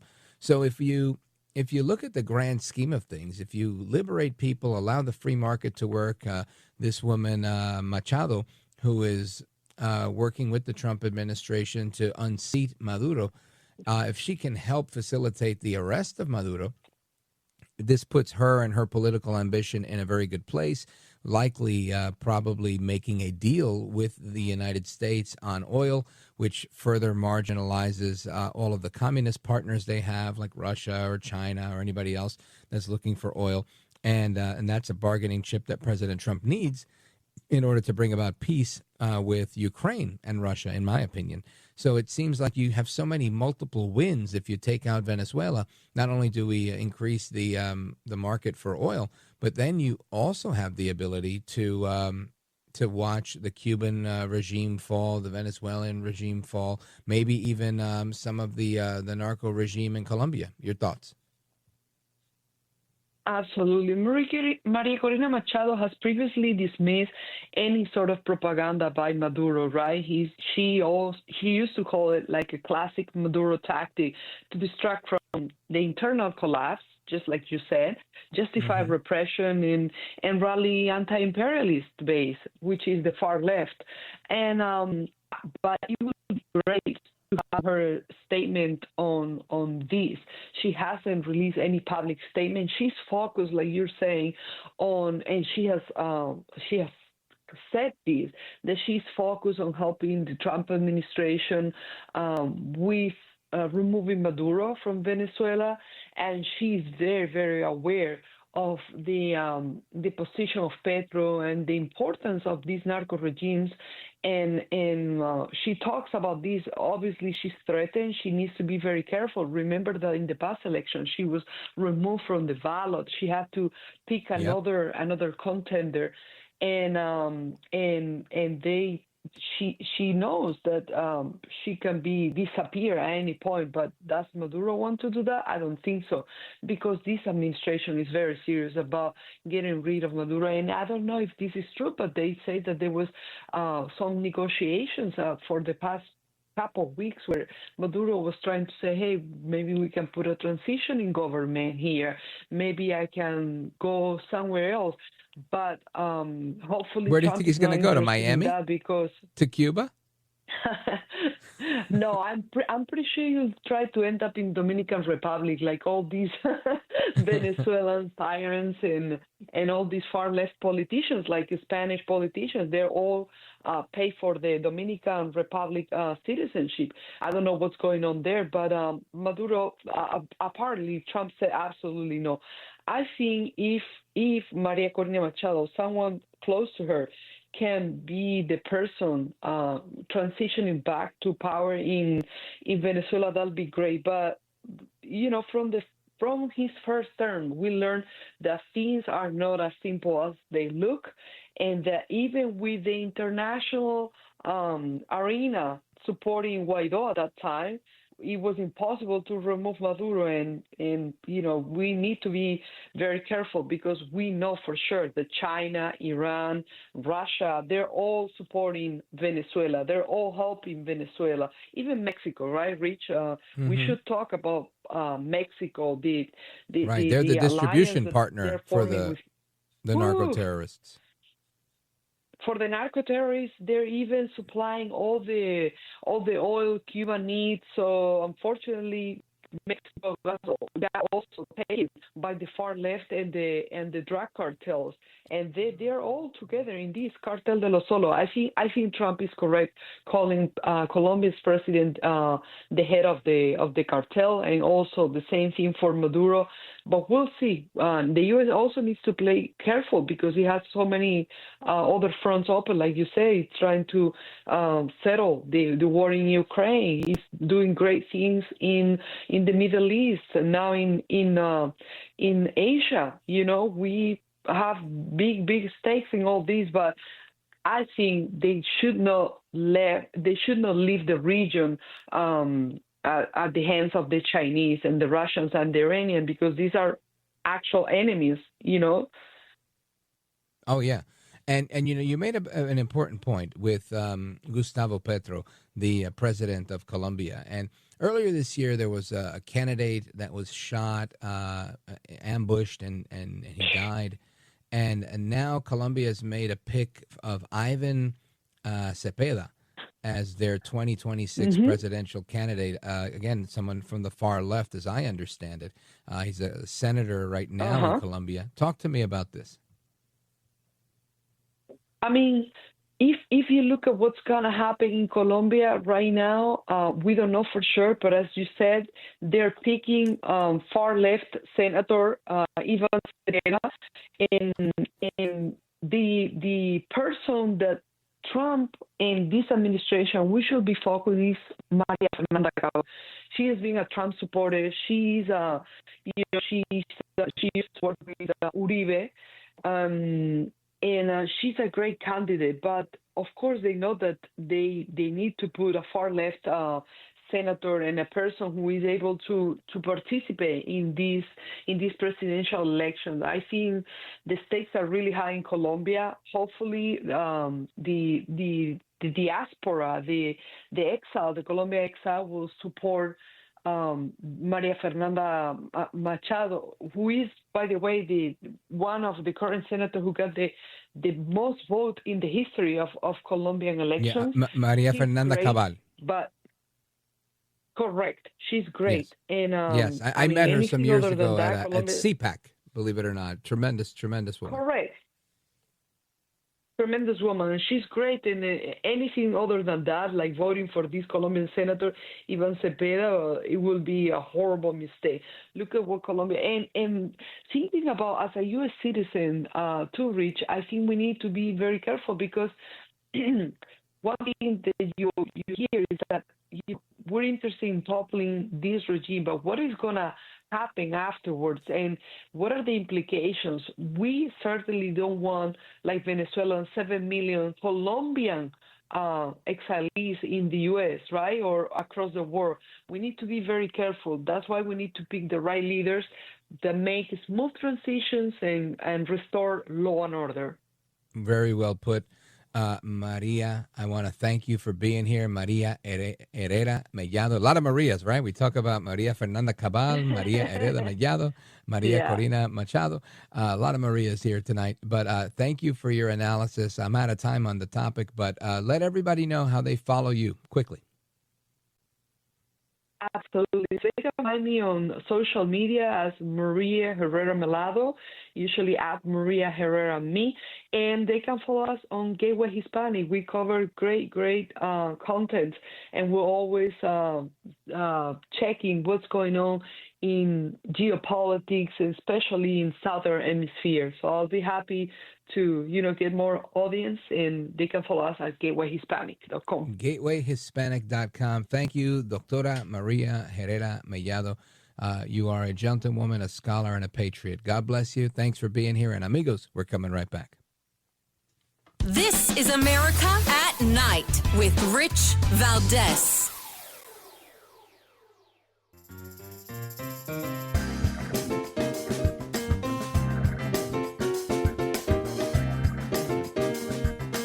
Call now, 833-4-VALDEZ. That's 833-482-5337. 833-4-VALDEZ. That's Valdez with an S. All right, amigos, welcome back. Rich Valdés taking your calls, 833-482-5337, 833-4-VALDEZ. We're talking about the shutdown. We're talking about politics in general, Venezuela, what's going on in South America, and so much more. I want to go to Brian calling us from Brunswick, Maine, WLOB. Go right ahead, Brian. Hey, Rich. Hey. Love the show. Thank you. I just wanted to ask, all the turmoil and everything that everybody's been going through, can we the people, sue the Democrats? Yes, and we should. You should be the leader of that charge. I think it would be a good thing for everybody. What do you want to sue them for? idiocy. I mean, just all the crap. Well, you probably have to do, each one of those things that you're thinking of as a separate lawsuit. Right. But good idea. Whatever it is. Like right now, let's say the government shutdown, for example. Whether you'll have standing or not, whether or not they take the case, you got to get the right lawyer. But this is great for public relations. This will be great in media, saying a group of citizens, Citizens for Concerned Government or whatever you want to call your group, come up with a group, raise some money, get that attorney, and boom, make this lawsuit. I mean, that sounds like great news coverage where people saying, this group of citizens have had enough and they've decided to sue the Democrat Party. I think that would be fantastic. So good luck. And if you do have that, we could break that news whenever you file your lawsuit right here on this show. Brian in Brunswick, Maine, WLOB. Thank you, sir, for your call. I appreciate it. Let me see. Where do we go here? Jim, Portland, Oregon on KSFO, streaming out of San Francisco. Go right ahead, Jim. Well, hi, Rich. On the government shutdown, well, two things. I wrote to my two senators, and I told them I don't believe the talking point that the Republicans are making you do it. And the second thing, I had the sensation or the feeling of what it feels like put into words. It took a little bit, but I feel like I'm living in Groundhog's Day every weekday. I'm an unwilling passenger on an aircraft. There's 45 of them. They're kamikazes, and they shut down the government weekday after weekday after weekday, kind of self-destructive. And that's what it felt like. And I'll bet I'm not the only American that has a funny feeling like that. Yeah, no, I think you're probably right. As you say, Groundhog Day, it makes me think of that movie 40 First Dates. And it's kind of like that. It's like that recurring nightmare. Like, yep, the government is still closed. And it seems now it's getting worse, right? The stakes are getting higher. And again, they're going to try and pin it on President Trump. And they're banking on the fact that the party in power usually loses seats. But I really feel like this is going to backfire on them. I think most people realize, Trump is a different kind of president. He's all over the place. He's literally trying to have world peace all over the world. He's out here blowing up narco-terrorist vessels carrying drugs. He's making deals in Japan. He's trying to end wars in Russia and with Hamas.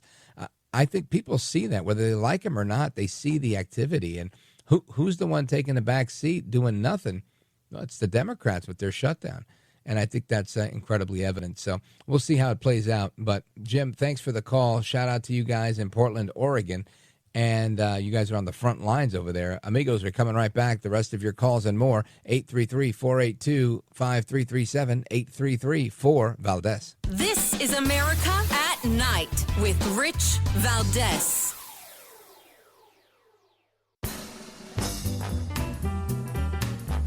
All right, amigos, welcome back. Rich Valdés keeping you company all night long. Let's go to Joe, Salem, Arkansas, KSAR. Go right ahead, Joe, quickly. Yeah, Rich, not so much constructive criticism of Trump tonight. I want to thank you for standing by your friend Curtis and not pandering to the president to get Cuomo on in there and trying to talk him into dropping out of the race. That's a good friend right there. But I suppose that the Cuomos and the Trumps may go back a long way as friends also. I was listening to the interview for Curtis's position on the Second Amendment. Did you ever find out? Yeah, he's actually supported by Gun Owners of America, who recently posted that he's been slamming Cuomo for not respecting New Yorkers' rights to the Second Amendment. So Gun Owners of America is with him. I'm with him, and I'm hoping that the rest of America and New York City is with him, too. Hasta la próxima. Take care. Good night, and God bless you, America.